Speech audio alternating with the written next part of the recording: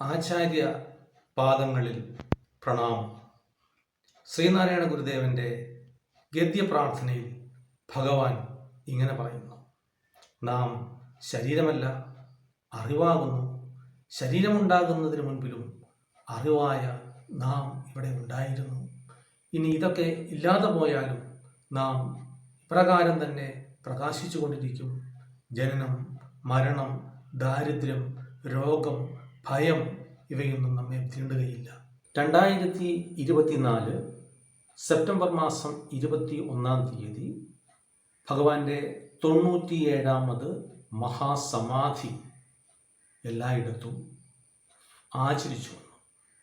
എല്ലായിടത്തും ശാന്തിയാത്രകളും ഗുരുപൂജയും പ്രാർത്ഥനയും അന്നദാനവുമൊക്കെയായി എല്ലായിടത്തും വളരെ ഭക്ത്യാദരപൂർവ്വം ഭഗവാനെ സ്മരിച്ചു.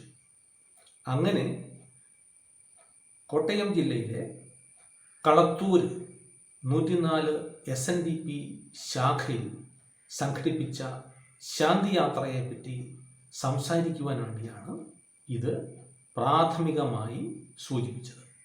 ഈ ശാന്തിയാത്രയിൽ സ്ത്രീകളുടെ പങ്കാളിത്തം വളരെയേറെ ശ്രദ്ധിക്കപ്പെട്ടു.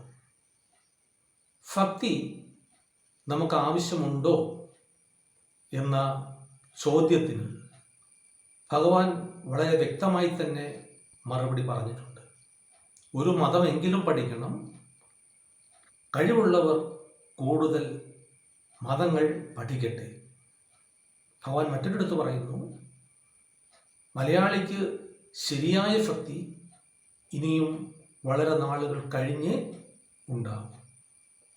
ആത്മോപദേശ ശതകത്തിൽ തന്നെ ഭഗവാൻ പറയുന്നു, മനമലക്കൊയ്തു മഹേശപൂജ ചെയ്യും മനുജനു മറ്റൊരു വേല ചെയ്തിടേണ്ട. വനമലക്കൊയ്തു അതല്ലയായെങ്കിൽ മായാമനൂര് വിട്ടു വിധിക്കൽ മായമാറും. ഭക്തി ഒരു ലഹരിയാണ്. നമ്മുടെ മനസ്സിൽ ശാസ്ത്രം, സാങ്കേതികത്വം, ഗണിതം, സംഗീതം, അങ്ങനെ ആദിയായ കലകളും നിരവധിയായ കരകൗശലങ്ങളെ പറ്റിയുള്ള ബോധ്യമൊക്കെ അടങ്ങിയിരിക്കുന്നു. അപ്പോൾ അവിടെ സംഗീതത്തെ പോലെ മനുഷ്യന് ആവശ്യമായിട്ടുള്ള ഒന്നാണ് ഭക്തി. അപ്പോൾ ഭഗവാൻ പറയുന്നു, നാം ശരീരമല്ല, അറിവാകുന്നു. ആ അറിവിന് നമുക്കൊരു വിശദീകരണം കൂടി കൊടുക്കാം. നാം ശരീരമല്ല, ആത്മാവാകുന്നു. അപ്പോൾ ഭഗവാന്റെ ചിന്തകളിൽ ആത്മാവ് എപ്പോഴെങ്കിലും കടന്നു വരുന്നുണ്ടോ എന്ന ചോദ്യത്തിന് ഉത്തരമാണ് ഭഗവാൻ രചിച്ച ആത്മോപദേശ ശതകം എന്ന ദാർശനിക കൃതി. സംസ്കൃതത്തിലല്ല, നാട്ടു മലയാളത്തിലാണ് ഭഗവാൻ ഈ കൃതി രചിച്ചിട്ടുള്ളത്. അപ്പോൾ അവിടെ ഭഗവാൻ അറിവിനെ ആത്മാവുമായി ബന്ധപ്പെടുത്തുന്ന സന്ദർഭങ്ങൾ ഭംഗിയായി അവതരിപ്പിച്ചിരിക്കുന്നു. ഭക്തി ഏറ്റവും കൂടുതൽ സ്ത്രീയിൽ സന്നിവേശിച്ചിരിക്കുന്നത് കൊണ്ടാണ് പ്രതിസന്ധികളെ നേരിടുവാനും പ്രശ്നങ്ങളെ അഭിമുഖീകരിക്കാനും ദുഃഖത്തെ നിർവീര്യമാക്കിക്കൊണ്ട് പൂർവാധികം ഊർജത്തോടു കൂടി സമൂഹത്തിലേക്ക് കടന്നു വരുവാനും സ്ത്രീകൾക്ക് കഴിയുന്നത് എന്ന് പറയേണ്ടി വരുന്നു. അപ്പോൾ ഭക്തി എന്നുള്ളത് മനുഷ്യന് അനിവാര്യമായ ഒരു ലഹരി തന്നെയാണ് എന്ന് ബോധ്യപ്പെടുത്താൻ വേണ്ടിയാണ് ഞാൻ ഇവിടെ ഇത് സൂചിപ്പിച്ചത്.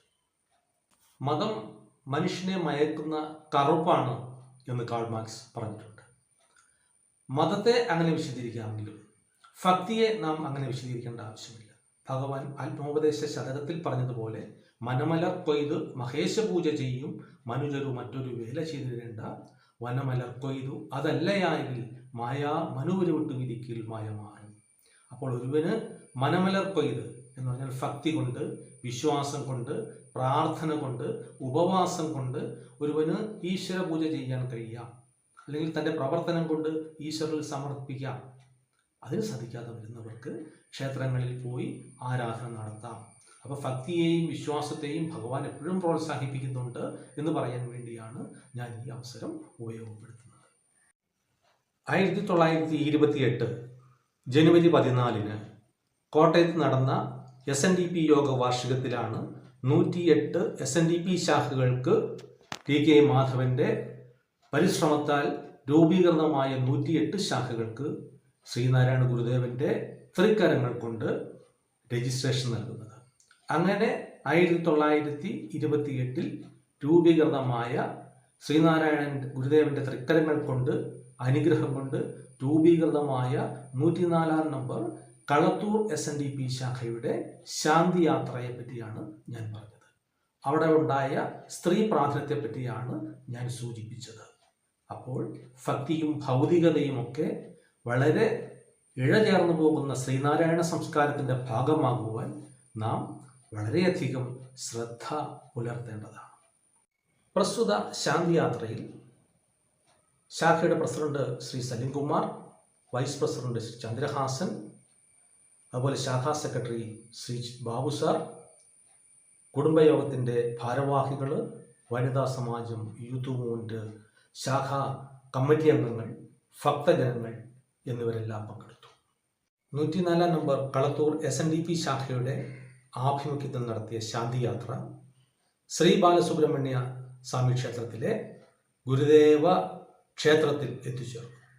കാളികാവ് ശ്രീ ബാലസുബ്രഹ്മണ്യ സ്വാമി ക്ഷേത്രം, കളത്തൂർ, കാളികാവ്, കുറവലങ്ങാട്, ഇലക്കാട് SNDP ശാഖകളുടെ സംയുക്ത ആഭിമുഖ്യത്തിൽ നടത്തുന്നതാണ്. എല്ലാ ശാഖകളിൽ നിന്നുള്ള ഭക്തർ വളരെ ഭക്തി ആഡംബരപൂർവ്വം ഗുരുദേവ സമാധി ദിനത്തിൽ പ്രാർത്ഥനയിൽ പങ്കുചേർന്നു. ശ്രീമതി നീലിമ സന്ദീപ് ഗുരുദേവ പ്രഭാഷണം നടത്തി. മഹാസമാധി ദിനാചരണങ്ങളിൽ പങ്കെടുത്ത എല്ലാവർക്കും, എല്ലാ ശ്രീനാരായണനും ഗുരുദേവന്റെ അനുഗ്രഹം ഉണ്ടാകട്ടെ എന്ന് പ്രാർത്ഥിച്ചുകൊണ്ട് സമാഹരിക്കുന്നു. നിങ്ങൾക്ക് നമസ്കാരം.